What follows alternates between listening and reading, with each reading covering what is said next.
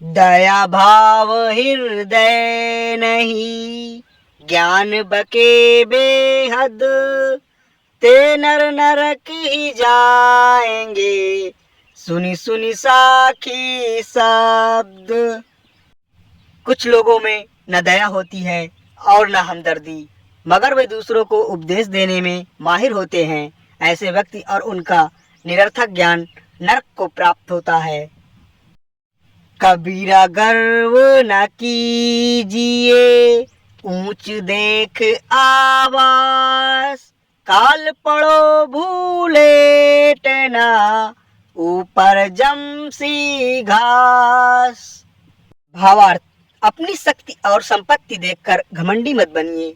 जब इस शरीर से प्राण निकल जाते हैं तो सबसे धनवान व्यक्ति का देह भी धरती में डाल दिया जाता है और उसके ऊपर घास उग जाती है।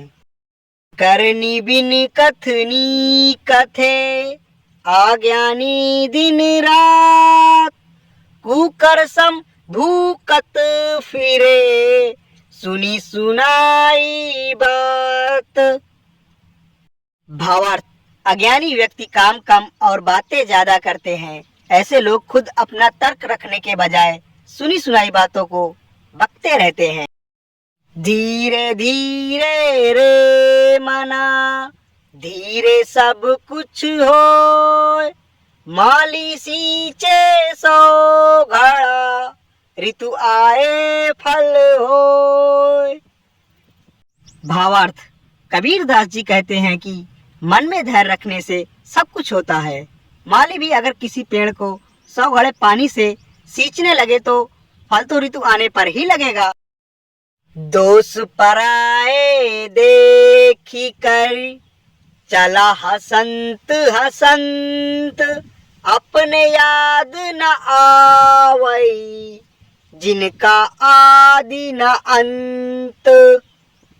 कबीर दास जी कहते हैं कि यह मनुष्य का स्वभाव है कि वह दूसरों के दोष देखकर हंसता है, तब उसे अपने दोष नजर नहीं आते जिनका न कोई आदि है न अंत।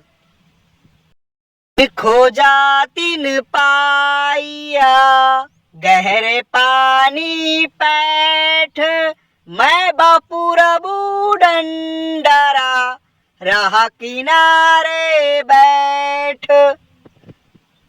अर्थ, जो प्रयत्न करते हैं वह कुछ न कुछ ऐसे ही पा लेते हैं जैसे कोई मेहनत करने वाला गोताखोर गहरे पानी में जाता है और कुछ न कुछ लेकर आता है। लेकिन कुछ बेचारे लोग ऐसे भी होते हैं जो डूबने के भय से किनारे पर ही बैठे रह जाते हैं और कुछ नहीं पाते।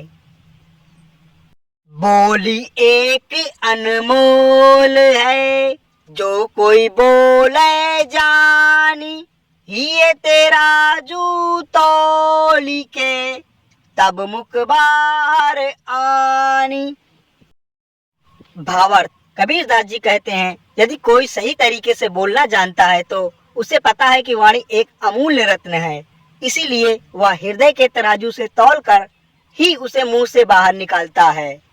अति भला ना बोलना, अति भली ना चूप, अति भला ना बरसना, अति भली ना धूप।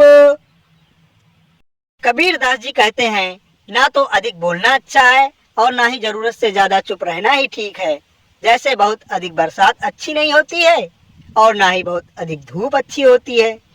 निंदक नियरे राखिए, आंगन कुटी छवाए, बिन साबुन पानी बिना, निर्मल करे सुभाए। कबीर दास जी कहते हैं कि जो हमारी निंदा करता है उसे अपने पास रखना चाहिए। वह तो बिना साबुन और पानी के हमारी कमियां बताकर हमारे स्वभाव को साफ कर रहा है। पानी केरा बुद बुदा, असमानुष की जात, एक दिना छिप जाएगा, जो तारा पर भात। भावार्थ, कबीर दास जी कहते हैं जैसे पानी के बुलबुले के समान मनुष्य का जीवन क्षणभंगुर है।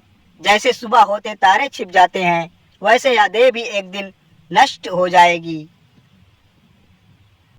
झूठे सुख को सुख कहे, मानत मन में मोद, खलक चबैना काल का, कुछ मुंह में कुछ गोद। कबीर सज्जनों से कहते हैं कि अरे जीव, तू झूठे सुख को सुख कहता है और मन में प्रसन्न होता है। देख, यह सारा संसार मृत्यु के लिए उस काल के भोजन के समान है, जो कुछ तो उसके मुंह में है और कुछ गोद में खाने के लिए रखा है।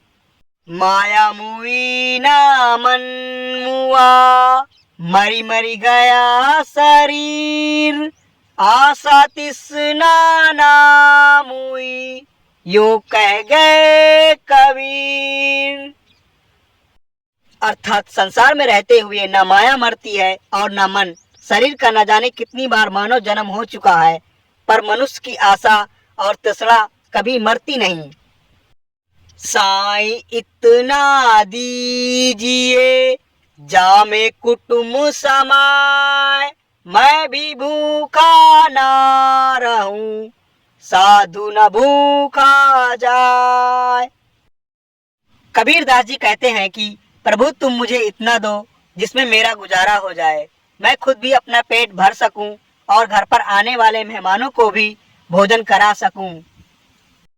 काल करे सो आज कर, आज करे सो अब, पल में पल रहे होएगी, बहुरी करेगा कब। कबीरदास जी समय की महत्वता बताते हुए कहते हैं, जो कल करना है उसे आज करो और जो आज करना है उसे अभी करो। कुछ समय में जीवन खत्म हो जाएगा, फिर कब करोगे। हाड़ जले ज्यों लाकड़ी, केस जले ज्यों घास, सब तन जलता देखी कर, भाया कबीर उदास। कबीरदास जी कहते हैं कि यह नश्वर शरीर अंत समय में लकड़ी की तरह जलती है और बाल घास की तरह जलते हैं। संपूर्ण शरीर को इस तरह जलता देख कबीर का मन उदासी से भर जाता है। साधु भूखा भाव का, धन का भूखा नाई, धन का भूखा जो फिरे, सो तो साधु नाई। अर्थात संत केवल भाव की या ज्ञान की इच्छा रखते हैं, उन्हें धन का कोई लोभ नहीं होता। जो व्यक्ति साधु बनकर भी धन और संपत्ति के पीछे भागते हैं, वो संत नहीं हो सकते। Subscribe to channel